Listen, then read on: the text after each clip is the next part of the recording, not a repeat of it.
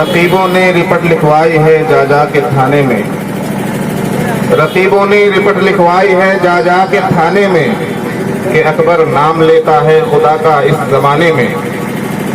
मोहतरम साथियों, अजीज बुजुर्गों और प्यारे प्यारे वोटरों, आज सोचने की, गौर करने की और सोच समझकर फैसला लेने की जरूरत है।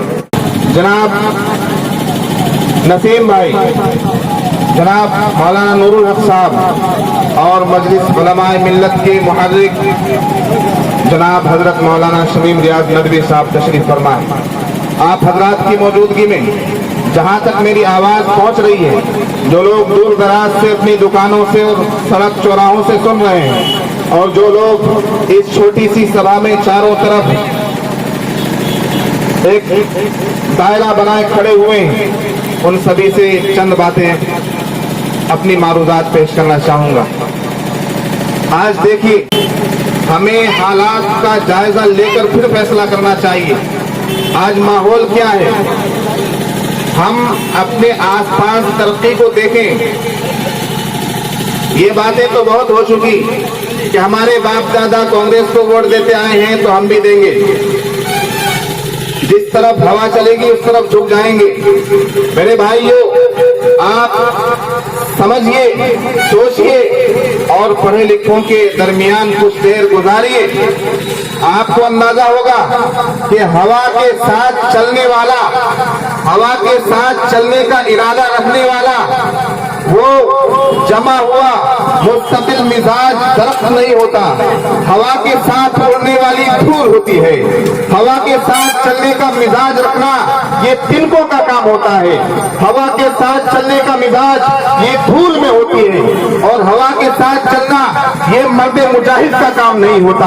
हवा के साथ चलना अहले शऊर का काम नहीं होता। हवा के साथ चलना फिक्रमंदों का काम नहीं होता। हवा के साथ चलना आखिरों का काम नहीं होता।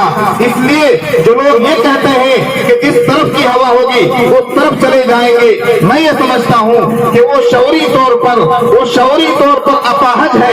उनका अपना शऊर सो चुका है, वो बेदार नहीं हो सके हैं। आज जरूरत इस बात की है कि जो लोग इस दुनिया में बेदारी के साथ, अक्लमंदी के साथ, इल्म तालीम के साथ, समझबूझ के साथ जिंदगी गुजारेंगे, उन्हें ही इस दुनिया में जीने का हक दिया जाएगा। वरना आज की हालत ये है कि अगर आप नाकारे हो, अगर आप तालीम से दूर हैं, अगर आप शिक्षा से दूर हैं, अगर आपको मालूमात नहीं है, इस दुनिया की जानकारी से आप वाकिफ नहीं है, तो आपको हर जगह धोखा मिलेगा, हर जगह फरेब मिलेगा, हर जगह आपको लूटने वाले बैठे हैं। इसलिए मैं कहता हूँ कि आखिरों के शहर में जानकारी से चलो, आखिरों के शहर में जानकारी से चलो। तुमको चलना है अगर जिम्मेदारी से चलो। ये जिम्मेदारी हमें लेनी होगी, ये फैसला हमें लेना होगा कि आज हमारी हालत ये जो बनी हुई है, आज हम तरह तरह की मुश्किलात में फंसे हुए हैं, आज इतनी परेशानियों का हमें सामना करना पड़ रहा है, इसका जिम्मेदार कौन है? क्या हमारा वो वोट है जो हम देते आए हैं, या वो लीडर है जिसे हम वोट देकर जिताते आए? हमारे बाप दादाओं ने वोट दिया तो क्या इसलिए वोट दिया था कि उनके दौर में तरक्की न हो? क्या इसलिए वोट दिया था कि हॉस्पिटल्स की सहूलतें हमें मुहैया न हो सके? हरगिज़ नहीं मेरे भाइयों। हमारे बाप दादाओं ने अगर कांग्रेस को वोट दिया तो ये सोच कर दिया था कि कांग्रेस मुसलमानों की हमदर्द पार्टी है, कांग्रेस तरक्की के मैदान में कुछ काम करके दिखाएगी। लेकिन हमने देख लिया कांग्रेस की क्या दुर्गत बनी, कांग्रेस की क्या हालत बनी, और कांग्रेस की तो कम, कांग्रेस से ज्यादा आज मुसलमानों की जो हालत बनी हुई है। सिर्फ किशनगंज की बात नहीं करता, सिर्फ सीमांचल की बात नहीं करता, पूरे मुल्क की सतह पर आज जाकर देखें कि मुसलमान आज जहां पर खड़ा है, जिस सहारे पर खड़ा है, यहां तक पहुंचाने का काम इस मुल्क के अंदर किसी पार्टी ने अगर किया है तो वो कांग्रेस पार्टी है। मुसलमानों को गरीब बनाने का काम कांग्रेस पार्टी ने किया है। मुसलमानों को आतंकवादी कहकर जेलों में ठूसने का काम इस कांग्रेस पार्टी ने किया है। मुसलमानों को कबूल कहकर, इशारा कहकर अपने वोट बैंक के तौर पर इस्तेमाल करने का काम इस कांग्रेस पार्टी ने किया है। इसलिए ये कांग्रेस पार्टी हमारी हमदर्द नहीं है, बल्कि पीठ में छुरा फूंकने वाली एक पार्टी है।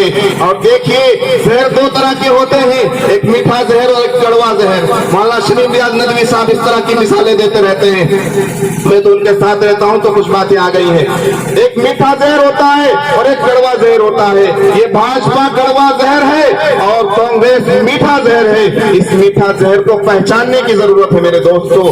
हमसे बहुत जमाने तक ये झूठ बोला गया कि कांग्रेस मुसलमानों की पार्टी है, कांग्रेस मुसलमानों की हमदर्द पार्टी है। मैं कहता हूं, ऐसी भाषा बोलने वाले, ऐसी जुबान रखने वाले, ऐसी सोच रखने वाले और ऐसी बातों को प्रमोट करने वाले कौम के गद्दार, मिल्लत के गद्दार हैं। और उससे बड़ा झूठा कोई शख्स इस मुल्क में नहीं है जो ये कहता है कि कांग्रेस मुसलमानों की हमदर्द पार्टी। उससे बड़ा झूठा कोई नहीं।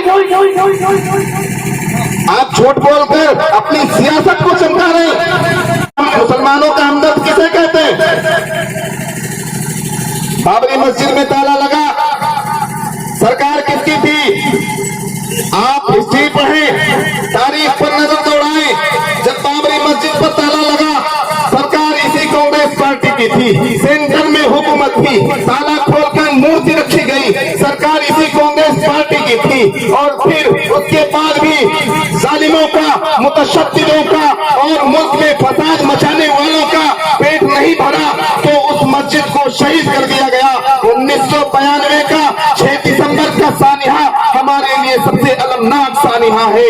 आज हम उस सानिहा को कयामत तक नहीं भूल सकते हैं। सरकार किसकी थी? दिल्ली में हुकूमत किसकी थी? सेंटर में हुकूमत किसकी थी? इसी कांग्रेस पार्टी की थी। क्या ये चाहती तो जालिमों को, मुजरिमों को, मस्जिद तोड़ने वालों को जेल के अंदर बंद करवा के उस मस्जिद को मुसलमानों के लिए खोला जा सकता था या नहीं खोला जा सकता था? आप दिल पे हाथ रखकर बताएं। जिसकी सरकार होती है वो कुछ भी कर सकता है। आज देखिए, भाजपा की सरकार है, मनमानी कर रहे हैं, जो मर्जी फैसले ले रहे हैं, कोई कुछ कहने वाला नहीं है।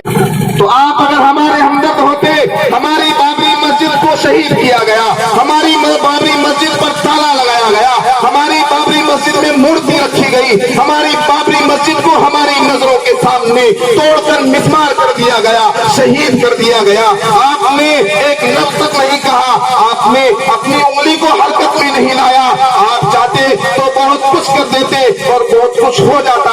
आज तक ये फैसला और आज तक ये मुकदमा कोर्ट में अटका हुआ नहीं होता। ये कांग्रेस की देन है मेरे भाई। मेरे पास बहुत से भाई आते रहते हैं, मौलाना एनआरसी क्या, एनआरसी बता दीजिए, एनआरसी क्या, हमको निकाला तो नहीं जाएगा इस मुल्क से।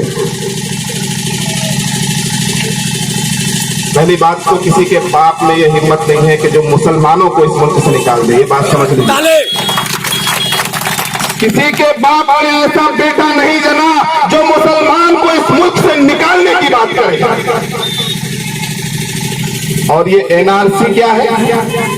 एनआरसी कांग्रेस का बोया हुआ एक बदबूदार बीज है, जिसको कांग्रेस ने बोया था।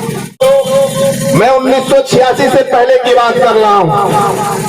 बांग्लादेश, पाकिस्तान इस मुल्क से अलग हुआ, आसाम के अंदर ये हवा उठी और ये बात चली। वो शरपसंद लोग और वो शिद्दत पसंद लोग जो अपने दिलों में नफरत पालते हैं।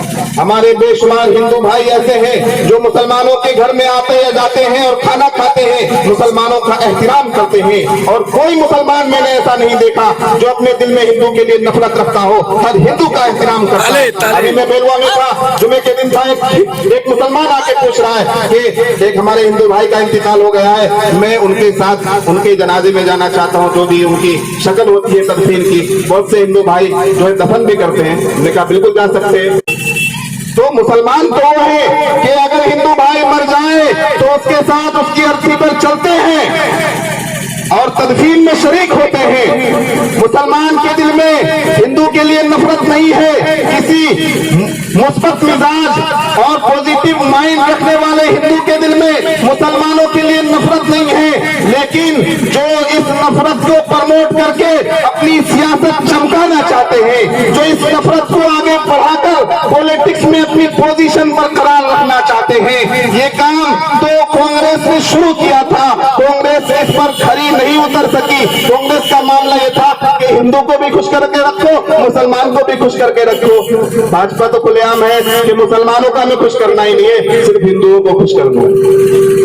तो 1986 से पहले कुछ पागल मिजाज लोग आसाम में खड़े हुए कि बांग्लादेश के अलग होने के बाद इस हिंदुस्तान में और खासकर हमारे आसाम में कुछ घुसपैठिए घुस आए हैं। कौन आए हैं? घुसपैठिए घुस आए हैं, उन्हें बस इससे आसाम से निकाल दिया जाए, ये मांग लेकर वो सड़क पे उतर गए, खूब शोर हंगामा किया।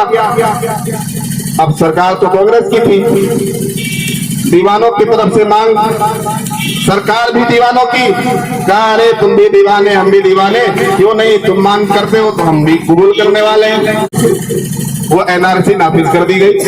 1986 की बात है जब कांग्रेस ने मुआहदे पर दस्तखत किए और एनआरसी का बिल पास किया। वो एनआरसी अब तक लटकते भटकते भाजपा की सरकार बन गई। आज भाजपाइयों ने उस एनआरसी का फायदा उठाते हुए 19 लाख आसाम के 19 लाख बाशिंदों को, जो आसाम में रहते आए थे, जिनके बाप दादा भी आसाम के थे,